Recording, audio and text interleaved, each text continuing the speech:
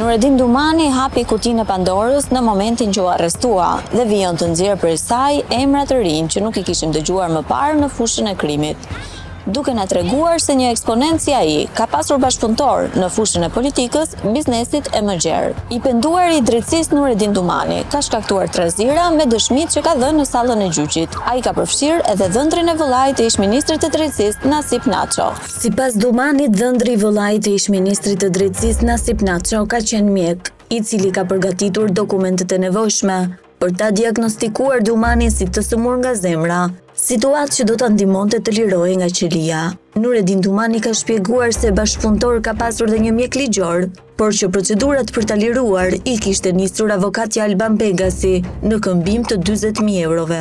Lirimi i Nureddin Dumanit u bë në vitin 2014, një vit pasi ishte prangosur për pegmarrje. Kjo deklaratë ka sjellë edhe reagimin e Nasip Naços. Deputeti i Partisë Socialiste është distancuar nga të gjitha akuzat që janë ngritur kundrejt tij. Madje ka kërkuar dhe hetim të thelluar në lidhje me këtë çështje. Nasip Naço është shprehur se gjatë ushtrimit të detyrës, si ministër i drejtësisë, nuk ka miratuar asnjë leje të veçantë për Nureddin Dumanin. Jam njohur nga mediat ku përmendet emri im. Dua të theksoj se, e para, distancohem nga çdo akuzë bërë publike sot dhe ftoj organet e drejtësisë që të kryejnë një hetim të thelluar mbi këtë rast. Nëse akuzat vërtetohen, organet përkatëse duhet të marrin masa ligjore ndaj çdo personi të përfshirë në këtë çështje. E dyta, roli i ministrit të drejtësisë, sipas legjislacionit të fuqi, është i kufizuar. Ministri nuk heton, nuk ngre akuza, nuk pushon çështje, nuk jep vendime fajësie apo pafajësie. Detyra e tij lidhet vetëm me dhënien e lejeve të veçanta për të dënuarit, bazuar në ligj. E treta, gjatë ushtrimit të detyrës time si ministri i drejtësisë nuk kam miratuar asnjë leje të veçantë për subjektin në fjalë. Dhe e katërta, distancohem nga çdo mashtrim, i bërë nga kushdo, individualisht apo në bashkëpunim, për të dëmtuar integritetin tim. Akuzat publike të bëra sot nuk përputhen me faktet reale të ushtrimit të detyrës time si ministër. Faleminderit. Ndërkohë që personazhi kryesor, mjeku që falsifikoi dokumentet e Dumanit, të cilin i penduari i drejtësisë nuk e përmend me emër, ka zgjedhur që të mos bëjë asnjë sqarim lidhur me rastin. Mbetet për të parë nëse ky person do të thirret për të marrë në pyetje nga SPAK. Rrëfimet e Dumanit janë dhënë në seanca të zhvilluara me dyert të mbyllura, por nga episodet e zbardhura nga gazetarët ka pasur edhe përplasje e ballafaqime. Duke ju referuar të njëjtës periudhë lirimi nga qelia, Dumani ka përmendur edhe një herë se me dy vëllezërit Festim dhe Petrit Qoli është bërë mik në vitin 2013 dhe se kanë qenë pikërisht këta dy persona ata që kanë paguar dhe dhënë rishfet për të ndërhyrë në sistemin e drejtësisë për ta nxjerrë nga burgu me një raport mjekësor, duke shpallur të sëmur. Gjithashtu Nureddin Dumani deklaroi se lokali i Qolëve frekuentohej nga politikanë e ministra, por pa përmendur emra. Përballja e Dumanit me të pandehurit e tjerë ka shkaktuar tensione të shumta në sallë. Petrit Qoli dhe Ardian Uzuni, që janë përplasur me të, kanë kërkuar dhe praninë e mediave në shumë raste, pasi sipas tyre mungesa e gazetarëve bën që të mos ketë transparencë në dëshmitë e dhëna. Kam një vit e gjysmë në burg dhe dua që fjala ime të jetë transparente dhe të bëhet me dyert të hapura. Media duhet në sallë, janë thënë shumë gjëra nga mashtruesi Nureddin Dumani. Unë jam baba i 3 fëmijëve. Dhe media çfarë nuk ka shkruar për mua duke marrë për bazë fjalët e një mashtruesi. Unë dua që media të jetë në sallë dhe të dëgjoj, dua vetëm drejtësi. Avokatët duke u mbështetur në këto kërkesa kanë shtuar se në fakt, kur dosja kalon për gjykim, nuk ka më sekret hetimor, dhe ndaj e shohin të çuditshëm faktin që prokuroria ka kërkuar që të mbahen seancat me dyert të mbyllura. Pavarësisht se në seancën e parë nuk ishte kjo kërkesë, duket e çuditshme pse prokuroria ka kërkuar një gjë të tillë. Sipas ligjit, kur dosja kalon për gjykim, nuk ka më sekret hetimor.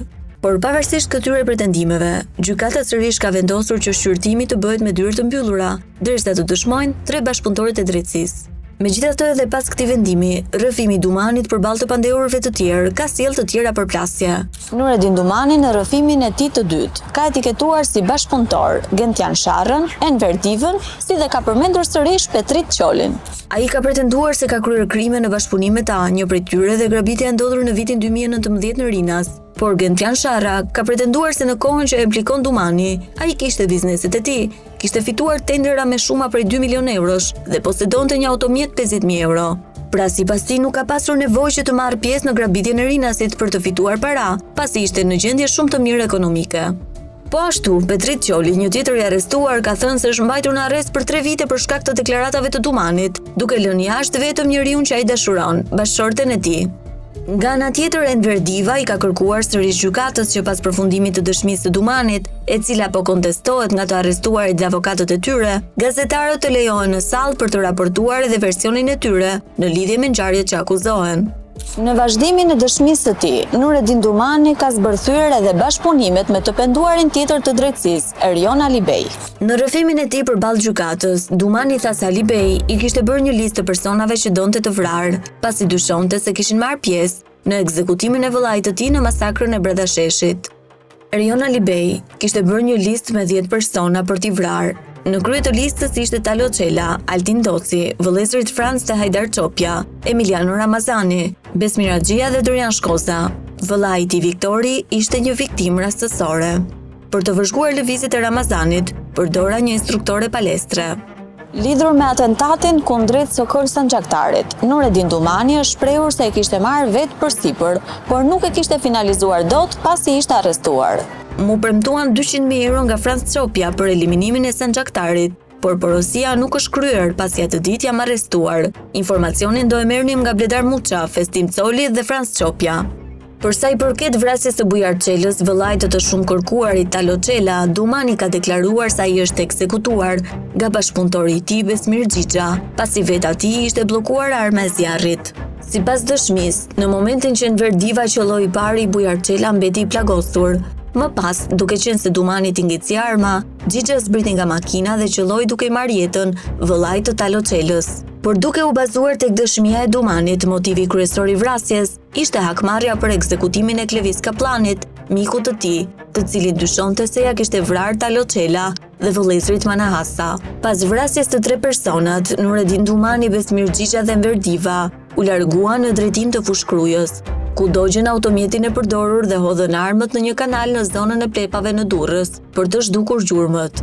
Vrasja e Bujar Çelës kisha 2 armë me vete, njërën për ta përdorur në krim, tjetrën e mbaja si zakonisht për vetmbrojtje dhe nuk e përdorja në ngjarje. Në krim mora pjesë me Besmir Xhixhën dhe Enver Divën. Tentova të qelloj bujarin, por ama arma nuk më shkrepi. I thash Xhixhës të qellonte se nuk po më shkrepte. Nuk e përdora armën e dytë sepse nuk doja ta bëja pis. Nureddin Dumani ka folur gjithashtu dhe për grabitjet e kambistëve që janë realizuar në Elbasan, Kavaj dhe Durrës, të cilat, sipas tij, i ka kryer në bashkëpunim me Talo Çelën, Gentian Sharrën dhe Ilirian Feçin. Në Kavaj ka qenë një rast me një kambist. Atje janë organizuar unë, Ilirian Feçi, Gentian Sharra dhe Talo Çela. Grabitja është bërë me një Audi të vjetër. Feçi kishte një hall të veten që kishte shtëpinë afër autostradës. Atë shtëpinë e kishim si bazë. Kur bënim grabitje, linim automjetet aty. Shkuam një ditë përpara aty si normalisht, kemi shkuar afër me Audi. Unë, Talo Çela, Gentian Sharra dhe Ilirian Feçi kemi shkuar te kjo shtëpia. E pritëm personin që do të grabisnim, ishte diku tek 60 vjeç. Ai më pa mua, unë isha me kapele dhe mask. Në atë moment i ra Talo me Lev Surrati 2-3 herë dhe ai ra në tokë. Nuk fliste dot, vetëm bërtiste.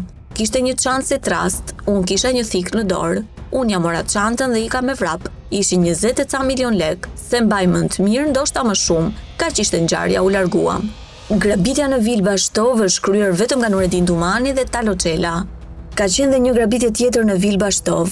Morëm pjesë unë dhe Talo Çela, hym te dhoma e 2 pleqshve, pam një kasafort, e kapëm e ngritëm të 2. Kemi ndaluar te ura e Rrokuzhinës, aty te pazari, pasi morëm kasafortën.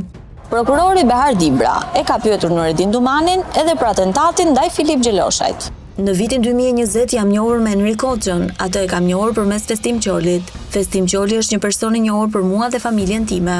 Ardian Uzunin e njihja vet. Në vitin 2012 i kam shitur një snajper 12.7. Ardian Uzuni kishte marrë një porosi për të vrarë Filip Gjeloshin. I kishte dhënë 5.000 euro paradhënie Enrik Hoxhajt. Ka qenë me një Fiat Punto. Personi që ka qelluar nuk ka qenë Enrik Hoxhaj, por një person tjetër. Atij ka ngecur arma.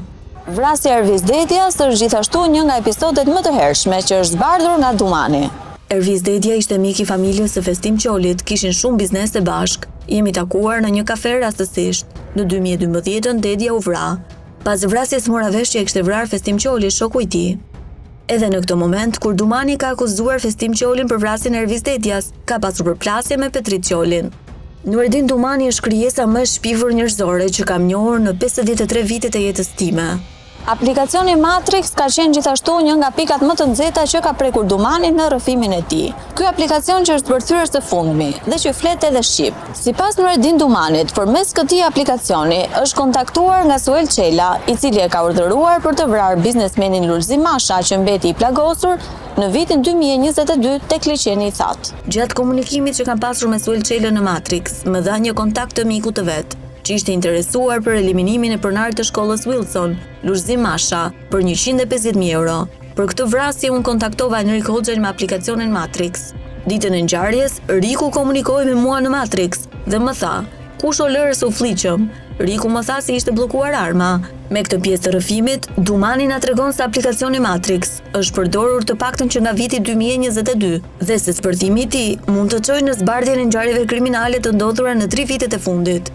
Një tjetër grabitje në të cilën Dumani ka rrëfyer se ka pasur bashkëpunëtor Gentian Sharrën ka qenë ajo që kanë kryer në shtëpinë e dhëndrit të Agrondukës, deputetit të opozitës. Dumani ka deklaruar se në banesën e dhëndrit të Agrondukës kanë vjedhur një shumë prej 500.000 eurosh. Po, në Shijak dhe Vil Bashtov, shtëpia ishte e dhëndrit të Agrondukës sipas Dorian Shkozës dhe kishte mbi 500.000 euro aty. Grabitja është bërë me makinën time tip ML. I kam heq targat dhe pjesë që të mos dukej se është e imja. Nga ana tjetër, Gentian Sharra e ka mohuar një gjë të tillë. Ai është shprehur i pafajshëm duke kundërshtuar deklaratat e Nureddin Dumanit, i cili e përfshin atë në disa ngjarje kriminale. Sharra është shprehur se në vitin 2017 deklarimet e bizneseve të tij tek tatim taksat në Elbasan arrinin deri në 2 miliardë 430 milion lekë dhe sipas tij nuk kishte pse të merrte pjesë në grabitje për 2.000 pound. Gjatë dëshmisë së tij, Sharra ka akuzuar Dumanin se i ka kërkuar 200.000 euro që të lehtësojë pozitat e tij penale. Më plasi shpirtin o të keqin vëllai, duke dëgjuar fjalët e tij, duke ndryshuar fjalët javë për javë. Nga 2012 e sot marr tendera dhe vazhdoi edhe sot. Tani i ka sekuestruar prokuroria. Jam taksa pagues i rregullt, kam pasur 13 biznese, bar, restorant, loto, servis, pikë shumice. Në kohën kur zotëria thot se kemi bërë vjedhje bashkë, unë kisha 13 biznese. Dumanin unë e kam takuar tek lokali im. E kam njohur për njëri të sëmur. Vëllai i tij vinte e bënte biseda me Talo Çelën. Unë nuk e di nga i monton këto intriga Nureddin Dumani, e duke më veshur një imazh negativ. Në 2017, nëse shikoni deklarimet tek tatim taksat në Elbasan, unë kisha 2 miliardë 430 milion lekë. Kisha 200 milion lekë dividend. A ka logjik që Gentian Sharra të shkonte në Berat të vidhte 2.000 pound? Në 9 shtator 2023, Dumanit i është lyer dhoma e burgut nga një djalë nga Durrësi. Më pas ai djali erdhi tek dhoma ime dhe më kërkoi 200.000 euro në emër të Dumanit, në këmbim të lehtësimit të pozitave penale. Le të verifikohen kamerat e sigurisë. Edhe vetë kryetari i Partisë Agrare Ambientaliste Agronduka ka bërë një sqarim në lidhje me dëshminë e të penduarit të drejtësisë. I ftuar në studio live, deputeti pretendon se afërmi i tij ka vite që nuk vjen në Shqipëri pasi e ka vendosur jetën e tij në Britaninë e Madhe dhe se një gjë e tillë nuk ka se si të jetë e vërtetë. Unë dhe dhëndri im nuk i kemi pasur ndonjëherë lekët kesh. Unë i kam kompani me kredi dhe biznese, aktivitet i rregullt. Dhëndri im është në Angli me vajzën time, me familjen dhe jeton atje. A është rën kjo? Është e sigurt, por nëse është thriller edhe mundet për ndonjë qëllim. Për të thënë që ja, dhëndri dukes ka shumë lek, apo duke thënë se ka sjell 500.000 euro në Shijak, se di. Nuk kemi lidhje fare me këtë dhe nuk është e vërtetë. Në një tjetër seancë, Dumani është përplasur me bashkëpunëtorin e tij Giuliano Hoxha, i dënuar për vrasjen e Emiliano Ramazanit dhe Regis Runajt. Sipas Dumanit, Giuliano Hoxha ishte informatori i Erion Alibejt dhe një herë ky i fundit i kishte dhënë një shumë për 20.000 eurosh. Ndërkohë Hoxha e ka mohuar duke u përgjigjur se më herët ka deklaruar që ai u shërbente çapjave.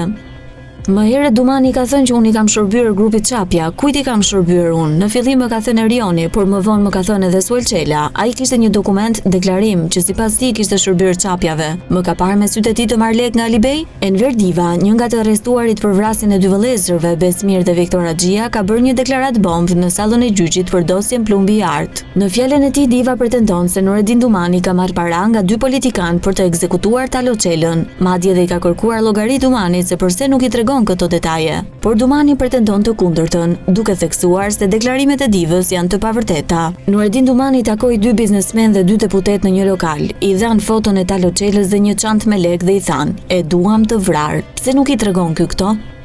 Nuk është e vërtet kjo.